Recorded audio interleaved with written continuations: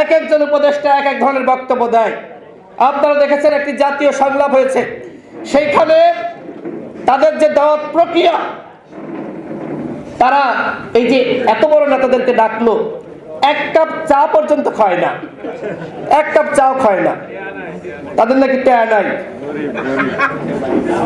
যাই হোক, তারা আওয়ামী লীগকে নিষিদ্ধ করতে পারে নাই, তারা পুলিশরা বিজিবির কর্মকর্তাদেরকে গ্রেপ্তার করতে পারে নাই, তারা নিত্য পণ্যের দাম কমাতে পারে নাই, তারা আওয়ামী লীগের নিবন্ধন স্থগিত করতে পারে নাই, তারা এরকম পারে নাই, অসংখ্য পারে নাই। সামনে কি পারবে আমরা দেখতে চাই। আর এই জন্যই আমরা বলছি, আপনারা দ্রুত সময়ের মধ্যে রাষ্ট্র সংস্কারের রূপরেখা হাজির করুন। জনগণকে অন্ধ করে রেখে কোন ধরনের রাষ্ট্র সংস্কার বাংলাদেশের মানুষ মানবে না। আপনার 3 মাসের প্ল্যান কি, 6 মাসের প্ল্যান কি, 1 বছরের প্ল্যান কি, আমরা সেটি জানতে চাই। আপনারা যারা সামনে আছেন, আপনারা কি জানতে চান? আমরা প্রত্যেকেই সরকারের প্ল্যান জানতে চাই। আমরাও চাই নতুন রাষ্ট্র, নতুন বন্দোবস্ত, কিন্তু নতুন রাজনৈতিক বন্দোবস্তের নামে কোনো কিংস পার্টি সরকারের পৃষ্ঠপোষকতায় গড়ে উঠবে, সেটি কিন্তু বাংলাদেশের জনগণ মানবে না। নতুন দল আসুক, আমরা তাদেরকে স্বাগত জানাই, কিন্তু সরকারের সহযোগিতায়, সরকারের সুবিধা নিয়ে আরেকটি পার্টি গঠন করবেন, এবং ওই পার্টি গঠন করার জন্য আপনাদের যত সময় লাগবে আপনারা তত সময় বলবেন।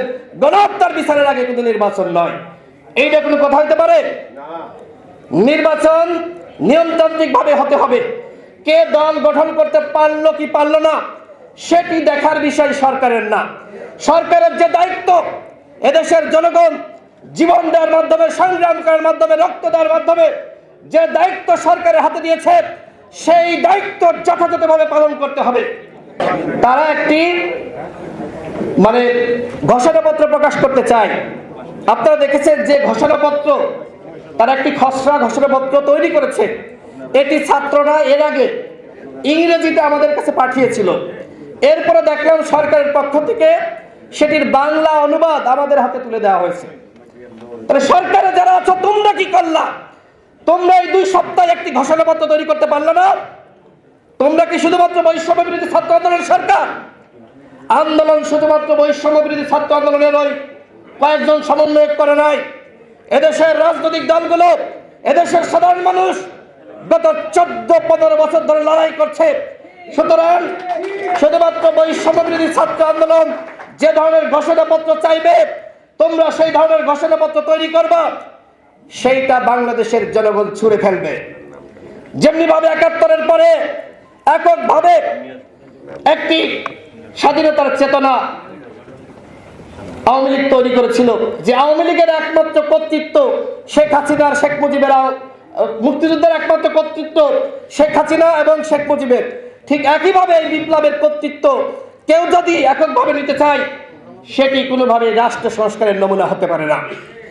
এই যুদ্ধে, যে দ্বিতীয় যুদ্ধ হয়েছে, এই যুদ্ধে আপনারা সবাই অংশ নিয়েছেন। এই যুদ্ধের দাবিদার এককভাবে কেউ বাংলাদেশে করতে পারবে না। আমি মাননীয় প্রধান উপদেষ্টাকে ধন্যবাদ জানাই যে তিনি ছাত্রদের, কয়েকজন ছাত্র বলতে সবাই না, কয়েকজন ছাত্রের যে হঠকারী সিদ্ধান্ত, সেই সিদ্ধান্ত মেনে নেননি। গত জাতীয় সংলাপে তিনি প্রকাশ করেছেন, তিনি বলেছেন যে কয়েকজন ছাত্র আমার কাছে আসলো, তারা বলল যে এই ডকুমেন্টস আপনার পাঠ করতে হবে, শহীদ মিনারে যেতে হবে। প্রধান উপদেষ্টা বললেন যে আমি রাজনৈতিক দলগুলো এবং অন্যান্য স্টেক হোল্ডার, তাদের সাথে আলাপ আলোচনা ছাড়া আমি এই ডকুমেন্ট পাঠ করতে পারবো না। এই কথা প্রধান উপদেষ্টা বলেছেন। তার মানে এখন প্রধান উপদেষ্টা সঠিক লাইনে আছেন। আমরা তাকে সমর্থন দিচ্ছি, তিনি রাষ্ট্র সংস্কার করতে চান, আমরা তাকে সহযোগিতা করব। কিন্তু অন্যান্য উপদেষ্টা যে ধরনের বক্তব্য, বিভ্রান্তিকর বক্তব্য দিচ্ছে, এক একজন এক এক রকমের কথা বলছে, এইগুলো মানা যায় না। আপনারা রাষ্ট্র সংস্কারের লক্ষ্যে এগিয়ে যান। আজকে যে তরুণ প্রজন্ম এখানে যারা আছে, ফয়সাল ভাইরা যে ধরনের আয়োজন করেছে চেতনা বাংলাদেশ, যদিও আমি আগেই বলেছিলাম যে এই চেতনা শব্দটাকে আওয়ামী লীগ এমনভাবে পচিয়েছে, আজকে এই শব্দটা নিয়ে, এই নাম নিয়ে কাজ করাই কঠিন হয়ে গেছে।